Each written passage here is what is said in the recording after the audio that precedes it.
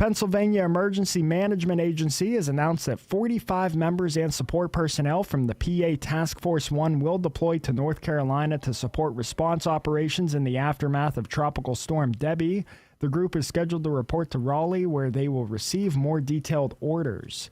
According to the National Weather Service, the remnants of Tropical Storm Debbie will likely bring heavy rain to much of Pennsylvania tonight and tomorrow, while rain from earlier in the week's storms has already caused flooding in some areas. Residents are encouraged to review family safety plans and monitor local forecasts and weather conditions for details on potential flooding and severe weather over the next few days. And NASA says chances are growing that 2 test pilots who flew a new Boeing capsule to the International Space Station in June may have to switch to Elon Musk's SpaceX for a ride home. Officials said Wednesday it's possible astronauts Butch Wilmore and Sonny Williams can return aboard Boeing's Starliner next month, but if the spacecraft's leaks and thruster problems are not better understood, the two could find themselves up there until February, returning on a SpaceX capsule. Inside NASA, there's dissent over which way to go. NASA is bringing in experts to figure out the best path forward. I found the perfect place for my parents and us. Where? St. Barnabas. For us, the Woodlands Carriage Home Community. And for my parents, condominium-style living at the Village. My folks will love the Village. There's an indoor mall with shops, restaurants, and more. And we can relax, knowing they're safe and secure. That's what I plan to do when we move to St. Barnabas. Relax. Call 724-444-5568 or visit stbarnabascommunities.com. Here's the Beaver County forecast on 95.7 and 99.3 FM, along with 1230 WBVP, 1460 WMBA, and streaming at beavercountyradio.com. We can expect partly sunny skies today with a high of about 85 degrees. We'll have clouds this afternoon, followed by rain showers overnight going down to a low of 72. Rain to start off the day tomorrow with otherwise partly sunny skies and a high of 82. And shaping up to be a beautiful weekend. Sunny skies on Saturday with a high of 78 and partly sunny skies Sunday with a high near 77. On this Thursday, August the 8th of 2024, at 10 minutes past 9, we've got a temperature of 74 degrees with partly sunny skies in Beaver County. That's news. I'm Curtis Walsh on 99.3 FM and AM 1230 WBVP, also streaming at beavercountyradio.com. Teleforum is on the air on Beaver County Radio, 99.3 FM and 1230 WBVP. The show is presented by East Rochester and Tusca Shop and Saves. And now, here is the host of the show, Eddie Crow.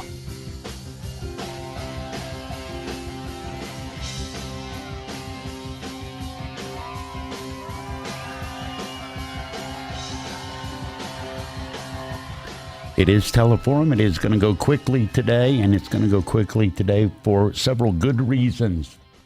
And those good reasons fall into the category of you're going to have to listen to me less. First hour, it's Rappin' with the Raps. Second hour was Jim Cristiano, was he a former rep? Is that? Yes. Okay. Yes. So I'm going from reps to a former rep. And then I'm going to have a half hour to yell. The rest of the time is going to be filled much more politely. Josh KAIL and Jim Marshall are here in the studio.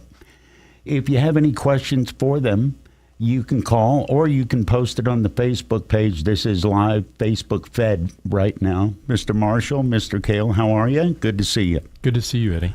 Always good to see you, Eddie. What's going on in Harrisburg? Because I'll be blunt, I think a lot of people are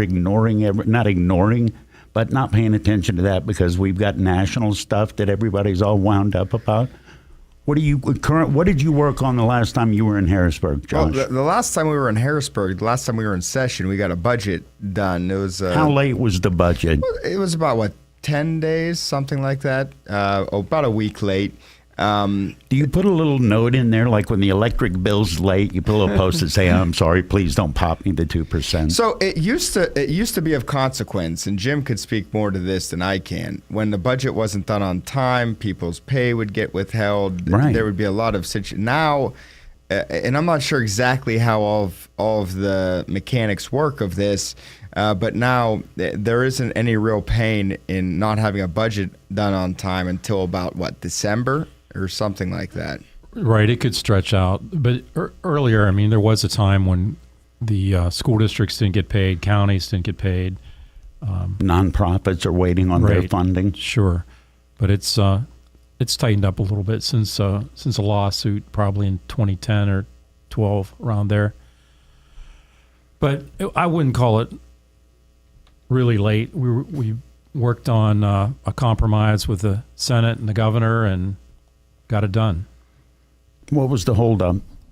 Was it as simple? Because a lot of people see the headline, and the headline was school vouchers, and that's in education money is what was holding it up. Is it that simple? Not necessarily. A large portion of the budget is already predetermined before we go in, and we're fighting over a small percentage. But there's always a group that they really don't want to increase spending whatsoever, and there's a group that says that they'll do it to some extent, and what services are there that need? What's predetermined? Well, a lot of the money is already allocated to the different functions of government, and it's are those set numbers, or are there numbers those are set numbers that need to be raised because of inflation? There's set numbers, but just working on the details of a small portion, and we're talking about, what was it, $40 billion this year? Yeah, 47 and a half. You say it's so casual. 46, 47. Are those so when numbers? I first got in, Eddie, it was my first budget was like something like $35 billion, and that was only 5 years ago. How do you wrap your brain around $35 billion? How's that not overwhelming a number to try and parcel out? There's a lot of different services that some of it is a little bit deceiving, because like Jim said, some of it's already predetermined, and that's federal pass-through money that gets included in our budget, Medicaid, Medicare, those types of things, those types of costs. Others that are pension liabilities, right? You have to pay on the pension liabilities, and this is arrangements you made with whether it is teachers or state employees, sometimes dating back 50 years or longer ago, that you got to pay on because there's a contract in place that was done. Look, this year's budget, it wasn't done on time because it wasn't even about how much we're going to spend on education, which is usually what the fight is how much we're going to spend in a budget season. Right. That's usually what the back and forth is. This year it was, how are we going to spend what there is in education in particular, because we're trying to develop a new formula as it relates to the education funding. The state Supreme Court, or rather the Commonwealth Court, gave the legislature a charge that we need to rethink how we do the education funding formula. What was the change? So there's all kinds of convoluted That was a really simple question with a ridiculously complex basically, answer. They boiled it down. They said the way we're doing it now isn't right, and you guys got to find a way where it's more equitably distributed across the Commonwealth. And so that was a lot of the task, is working out and ironing out what that looks like, not just for this year, but for the next decade as it relates to education funding. I'm going to ask a question. I'm going to sound dumb, and I'm fine with it. How can it be equitable if some counties have 10 times the amount of school tax possibilities and others don't? Well, there's two parts of it. I hope you're watching this on Facebook, because Josh's expression just said it all. Walk me through this. What the state will pay, and then there's what the school districts get from their local residents. So they're different pots of money. Ultimately, it all comes from the same place, the taxpayers. But there's a lot of what we would say is local control, and the school districts are represented by members that are elected, and they have their districts to run, and we have the state budget to work on. But you're hitting a nail on the head, Eddie, because Really? the balancing act that we got to walk through with education funding is you don't want to reward schools that are taxing too much and aren't being frugal with the resources that they're getting from their constituents. You also, you don't want schools 100% dependent on the state either. Because when they're 100% dependent on the state, that means the state dictates what's going on within the school. You want local control, like Jim said. So that was the balancing act we had to walk through, and we're going to continue to walk through. That situation is by no means finished. The first chapter might be written, but there'll be more to go from there. Is this session going as smooth, more smooth, or less smooth than typical? Because you've both done this a long time. And we've spoken. New people come in every year. How's it going? Josh is giving a look over to Jim James, like you go first. I defer. You to defer to the guy that's not running for re-election. Yeah. Well done. I mean, to some extent, there seems like there's a little less structure this year. There have been some members that were elected on special elections. There's a lot of moving parts. It's hard to really determine what the schedule really is, but I would say committee work's been great, but that's maybe just my committee. So there are some committees that haven't met, so it's a little undisciplined, I would say, this time. I think though, and I think Jim said it right. It's certainly a little choppier. I have not been around that long. This is only my third session, my third cycle. Yeah, but you can get a feel. The rookies come in. I have. And I will tell you, one of the things that has made it a little more explosive is the fact that the margin is so tight. It being 102 to 101, and Jim kind of alluded to this, because anytime there's a special election, the majority is in flux again. Anytime that there is, something going on, someone's on leave, all the numbers, it's harder to run consistently when the margins are that tight, and you could be in a majority one day and not in a majority the next day. Is it more likely this year to go straight vote? No Democrats are going to cross the aisle. No Republicans are going to cross the aisle because it's so close? In a national election, or for Harrisburg right now?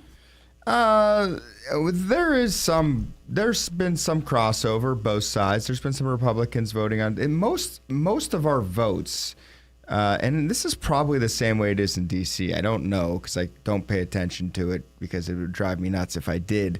But in Harrisburg, most of the votes we take are very bipartisan, and by and large, there aren't many votes on final bills that we're voting on to get out of the House where there aren't some Republican and some Democrat votes. Jim's got to look like, okay. Now, as a short timer, as a guy that has announced here on this station, you're not running for re-election, has your perspective changed? Has your thinking changed? Could be. Way to be no, you're not committal when you're running. His filter's gone. Yeah, okay. I removed the filter. Tell us how you really feel, Jim. Come on, Jim. I don't know. When you were saying about voting percentages, I don't really keep an eye on it too, but I probably would say Rob Matze and I vote 100% of the time together. Josh may not want to hear that, but there are some folks that really work right in the middle. Is that more difficult to do? I don't think it's more difficult. I just think that there's less people willing to do that. Okay. And some of my struggles are with the newest members that come in, and I'm kind of old school. And in the early days, people that first come in would sit and listen and see how things go. Okay.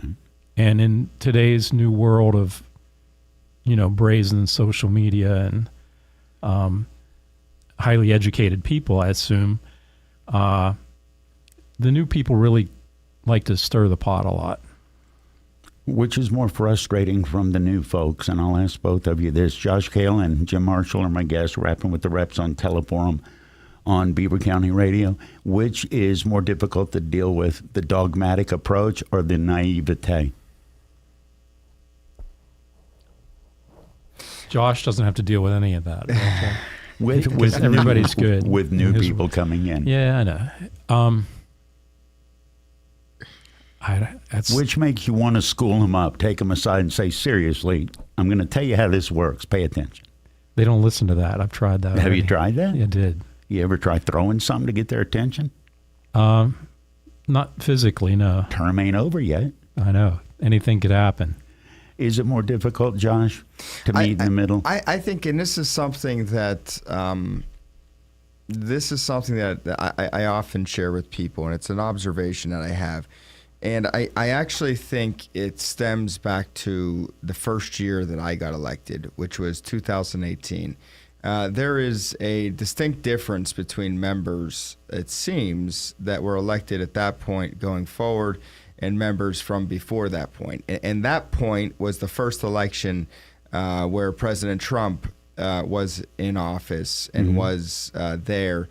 And this isn't a normative statement. I'm saying this empirically. I'm not saying it's how it should or shouldn't be. I have an opinion on that as well, and we can get into it. But I think the members that came in after are more willing and are more. Our mindset is more on disrupting a status quo and changing things and getting them to where we think they ought to be within the Commonwealth, and that we have a role to play with that in the state government. And I think members before that are have a bigger picture on what the purpose of the institution, and that's a very broad brush and what we're stroking here. But I do think the national politics, I guess this is my point, the national politics does have an impact on local races and what's happening with people running and who is running, and what our message is as we do run. It does have an impact across the board. I want to get into national politics after news, but Mr. Marshall, I'll start with you. Did you have a horse in the race whether or not Josh Shapiro got chosen to be vice president? I wouldn't say I had a horse in the race, but I believe that Shapiro would have been a good choice. Mm-hmm. More moderate than the Kamala, and I think it would be good for Pennsylvania in the long run. And I think that for the Democrat Party, you want to bring both coasts together. I think that it would have been a smart choice. I don't know really anything about how she came about that pick, who else was in the running, but Shapiro, I think, has done a good job as governor, and I think he would have been a good choice for VP. I think I agree with Jim on this point that Kamala made a big mistake not taking Governor Shapiro. Governor Shapiro. The governor is an excellent campaigner. He speaks very well. I think we saw that. He can articulate a message. He can be inspiring. The gentleman that she picked is kind of goofy. He's kind of creepy, frankly. I don't know if you've watched him speak at all, but it's kind of like, I don't know. Maybe it's how they ride in Minnesota.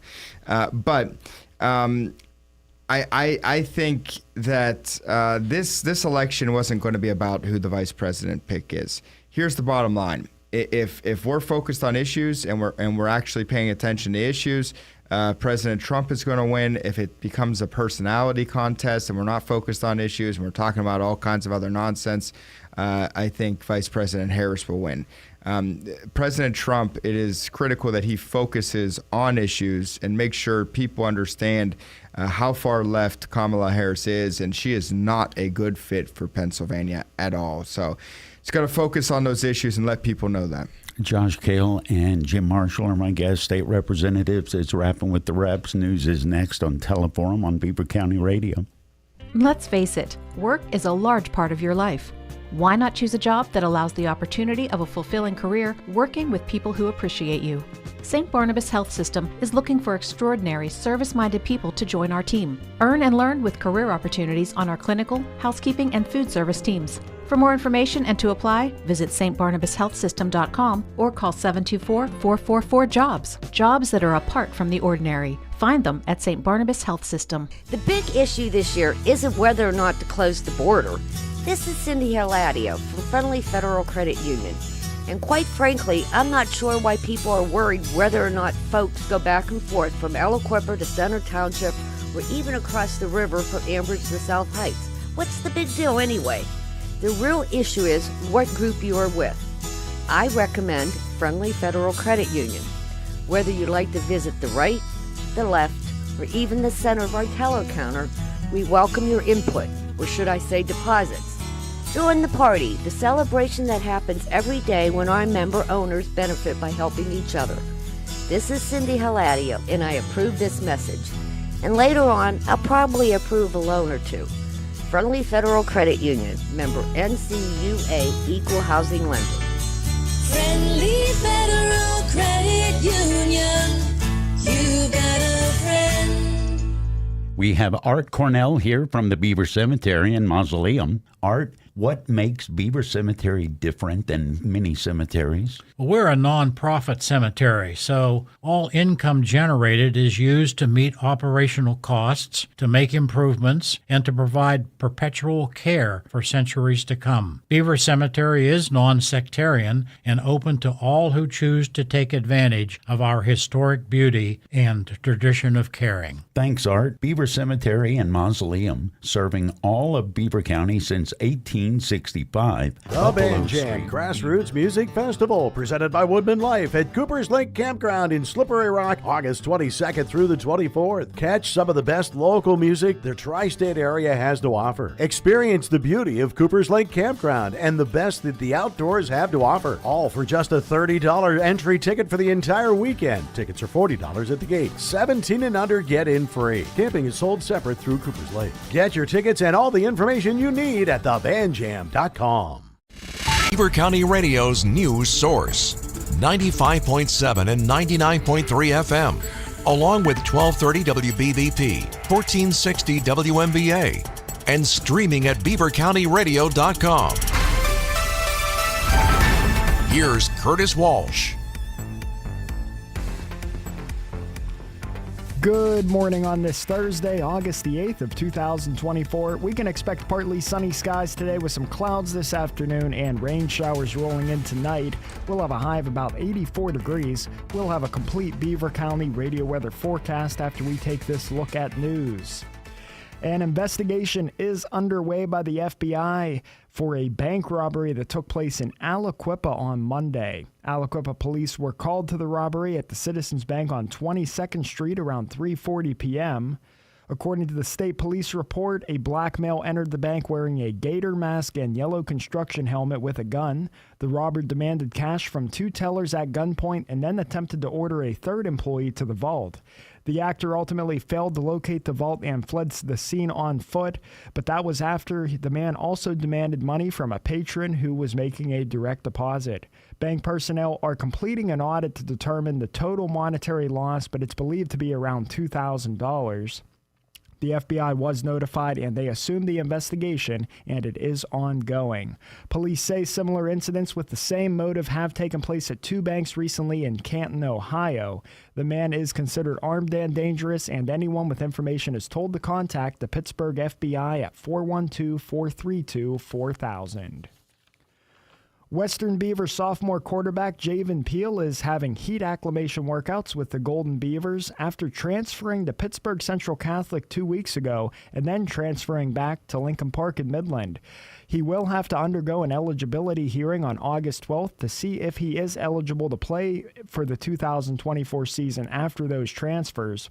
Last year, Peel broke the WPIAL freshman passing record, throwing for just under 3,000 yards and 32 touchdowns, which was the third most in the WPIAL. Affordable housing was discussed at the Aliquippa City Council meeting Wednesday night. Archie Donald, COO of the Donald Group and brother of former LA Rams football player Aaron Donald, came to the meeting and discussed affordable housing with city officials. He says they would like to give back to communities and explained that the group is offering affordable housing to communities that express interest, and currently their project is working in Wilkinsburg. He displayed photos of the current apartments available, and they offer one-bedroom apartments for approximately $700 a month and two bedrooms for approximately $1,000 a month. The Environmental Protection Agency announced an immediate ban on selling the pesticide DCPA or Dacthal. The weed killer was primarily used on crops. Federal officials say it harms unborn babies by impairing brain development and lowering birth weight. The agency struggled to receive health information on the pesticide in a timely manner, and the company told the EPA earlier this year that the new protocols could help keep people safe. And the family of a French explorer who died in a submersible implosion has filed more than a $50 million lawsuit, saying the crew experienced terror and mental anguish before the disaster and accusing the sub's operator of gross negligence. Paul Henry Noglegret was among 5 people who died when the Titan submersible imploded during a voyage to the famed Titanic wreck site in North Atlantic in June of 2023. No one survived the trip aboard the experimental sub owned by Ocean Gate, a company in Washington state that has since suspended operations. The lawsuit was filed Tuesday, and a spokesperson for Ocean Gate has declined to comment. Here's the Beaver County forecast. Sunny and warm today. There is a chance of showers and thunderstorms in the late afternoon through the evening, and some of those storms could be severe. We'll reach a high near 86. Cloudy tonight with showers and thunderstorms. Will drop down to a low of 63. Mostly cloudy tomorrow with a slight chance of afternoon showers. It's going to be a bit cooler. Look for a high near 78 and an overnight low of 64. And mostly sunny on Thursday. We could see some rain and a possible thunderstorm in the afternoon. We'll see a high near 83 and a low of 68. I'm Lisa Marie with your Beaver County weather. On this Thursday, August the 8th of 2024, at 35 minutes past 9, we've got a temperature of 75 degrees with partly sunny skies in Beaver County. That's news. I'm Curtis Walsh on 99.3 FM and AM 1230 WBVP, also streaming at beavercountyradio.com. Talk about what's happening in Beaver County or around the world on Teleforum. 724-843-1888. 724-774-1888. It's Teleforum with Eddie Crow. It is, but it's way better than regular Teleforum. You don't got to listen to me babble. We got other people, and they're not babbling with me for a little bit more. Get them back on screen here. Josh KAIL and Jim Marshall. It's Rappin with the Reps. And before we go any further, I know you guys both have a meeting and you got to take off a little early. Thank you for taking the time to come in to do this morning. I very much appreciate it. Thank you for having us. Eddie, I always enjoy it. I was actually on the radio with somebody else a couple of weeks ago. I know. I felt like I was cheating. You tramp. I know. And, I can't vote for you. And I started calling the person Eddie. Did you really? I'm so used to saying thank you, Eddie, or talking with Eddie and on the radio. It only gets funnier if it was a woman. Was it a woman? No, it wasn't. Well, Edie, that would work. Edie, yeah. You guys have a couple minutes left. What did I not get to that you both want to make sure I get to? Jim, I've got my short timer question to close out with you, so hang on for that. Okay, buddy. All right. Go ahead, James. Go ahead, James. Most of the stuff we do is really local. If you think about it, we spend some time in Harrisburg. We spend a lot of time in the district, more time, and we're meeting with constituents. We're meeting with stakeholders. Just very busy in the district. You could be slacking off, not running for re-election. That's not how you want to finish up, is it? No, not me. It's amazing, actually. I think I'm busier this year than I've been in the last couple. How active he's been in his district office. I think this is the most active I've ever seen him there. He's sending me stuff when people from my district contact him. He's emailing me, he's texting me, he's calling me about things. The guy is sprinting through the finish line. And this is just the finish line for this segment of his career. Jim Marshall I don't know what he's going to be doing. I'm sure he does, but I can tell he's not done yet. He got more fire in the belly, and I'm looking forward to seeing what that is at the next chapter. Will you take a little break before you go on to the next chapter? Kind of, hang out on a beach for a week or two? No, I'm probably taking a break in December. My wife's having her second knee surgery. So you're gonna be the male nurse of the house. Yeah. Right on, man. Right on. Thank you guys for coming in here. You're welcome anytime. Thank you. I didn't even know there was another radio station, Eddie, so I wouldn't cheat on you. I'm going to tell you what you... There's two right here. There's two in the... Mr. KAIL, what you did to that, whoever you were talking to, what you did to them, I've had done to me. Call the DJ the wrong name. I'm just going to keep calling everybody Eddie. I'm down with that. Everybody's Eddie. And correct them on the spelling, because it's EDDY. It's EDDY. I had no choice in that matter. Okay. You guys are the best. Rapping with the reps on Teleforum. Thanks, bud. Do you like sports? Then tune in every Wednesday